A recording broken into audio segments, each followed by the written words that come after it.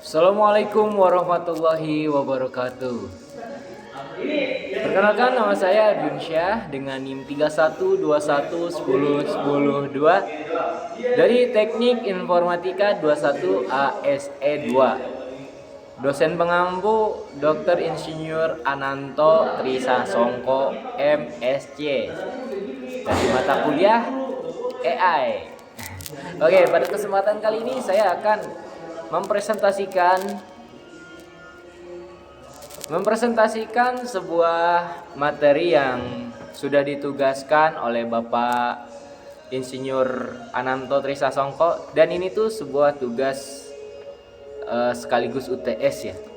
Jadi di sini saya akan menjelaskan sistem diagnosis penyakit berbasis AI dengan integrasi robotika dan logika uji. Oke, kita lanjut aja ke materinya. Oke, di sini ada latar belakang. Jadi layanan kesehatan di banyak daerah ini tuh masih menghadapi tantangan seperti keterbatasan, terus jarak ke fasilitasnya, dan lambatnya proses diagnosis tersebut. Nah, jadi teknologi kecerdasan seperti AI, seperti artificial neural network, terus kemudian logika Puji seperti algoritma genetika dan klasifikasi net base. Ini tuh menawarkan solusi untuk mengatasi masalah ini dengan membantu menganalisis gejala dan memberikan rekomendasi diagnosis secara cepat dan juga akurat tentunya. Nah, jadi dengan mengintegrasikan teknologi AI dan robotika, proyek ini tuh dirancang untuk menciptakan sistem diagnosis otomatis yang dapat mengumpulkan data vital pasien gitu. Jadi untuk memprosesnya dan menghasilkan diagnosis awal sehingga meningkatkan efisiensi dan akses layanan kesehatan terutama di wilayah dengan keterbatasan fasilitas medis tersebut. Nah, di sini ada diagram alur proyek. Yang pertama di sini ada input. Jadi di sini input ini yaitu data pasien seperti gejala, hasil tes medis, suhu tubuh, dan tekanan darah. Ini semua tuh dikumpulkan menggunakan perangkat robotika yang dilengkapi dengan sensor dan antarmuka pengguna. Di sini juga ada pengolahan data. Yang pertama itu menggunakan ANN. Jadi di sini itu menganalisis data medis pasien untuk mengenali pola yang mengindikasikan kondisi penyakit tertentu, misalnya diabetes, hipertensi, atau infeksi. Nah, kemudian pengolahan data menggunakan Nebase.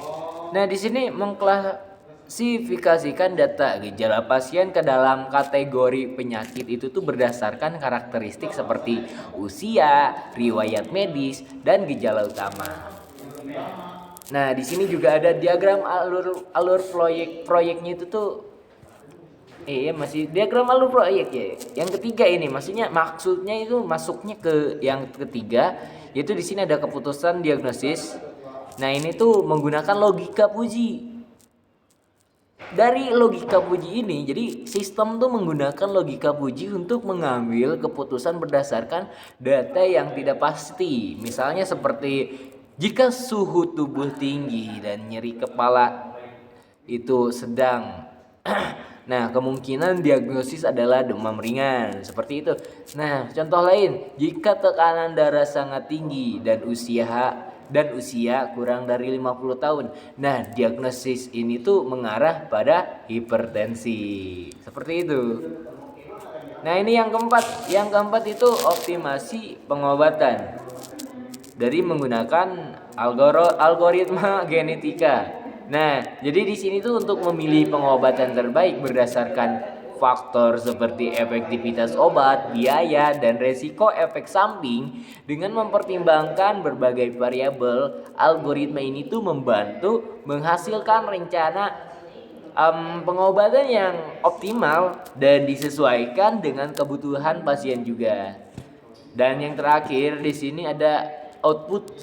Nah, jadi di output ini tuh sistem memberikan diagnosis awal dan rekomendasi pengobatan yang optimal. Nah, termasuk pilihan obat dan dosis yang sesuai serta data yang dapat digunakan dokter untuk evaluasi yang lebih lanjut lagi.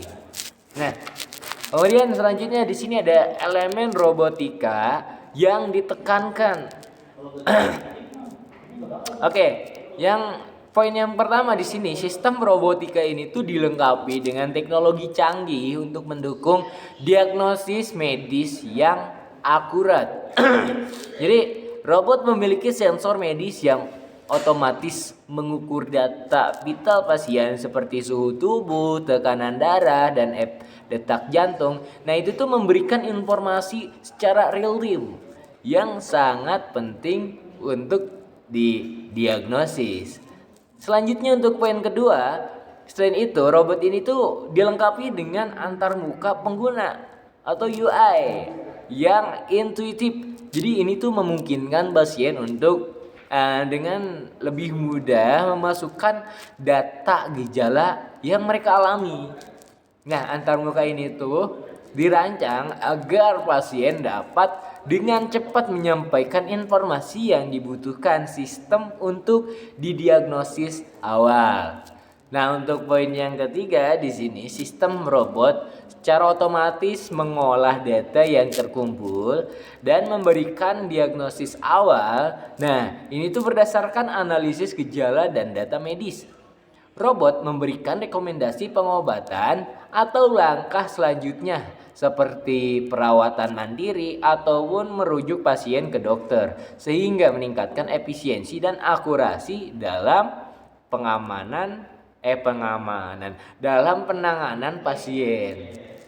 Nah, oke, mungkin materi yang saya dapat sampaikan hanya segini aja ya.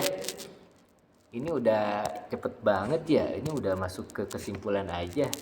Jadi kesimpulannya, proyek sistem robotika ini tuh memiliki potensi besar gitu loh dalam meningkatkan efisiensi dan akurasi di diagnosis medis. Nah, dengan sensor medis untuk pengukuran vital antarmuka pengguna yang intuitif dan sistem otomatis untuk diagnosis awal, robot ini tuh mendukung pengambilan keputusan medis yang lebih cepat dan juga tepat tentunya.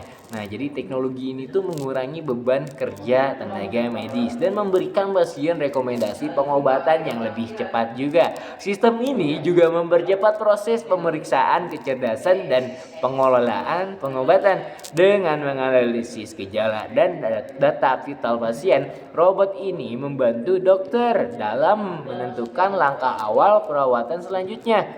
Nah, untuk kedepannya robot ini dapat terus berkembang dengan meningkatkan kemampuan analisis data dan juga memperluas jenis sensor medis yang memungkinkan perawatan yang lebih efisien dan juga terintegrasi. Oke, mungkin ini saja yang dapat saya sampaikan. Mungkin kurang lebihnya mohon dimaafkan. Kayaknya banyak kurangnya ya. Tapi saya harap penonton bisa memaafkan apa yang saya sampaikan ini benar-benar kurang tuh. Ya tolong dimaafkan lah. Ya kurang lebih seperti ini. Sekian dari saya, wabillahi taufiq wal hidayah. Wassalamualaikum warahmatullahi wabarakatuh.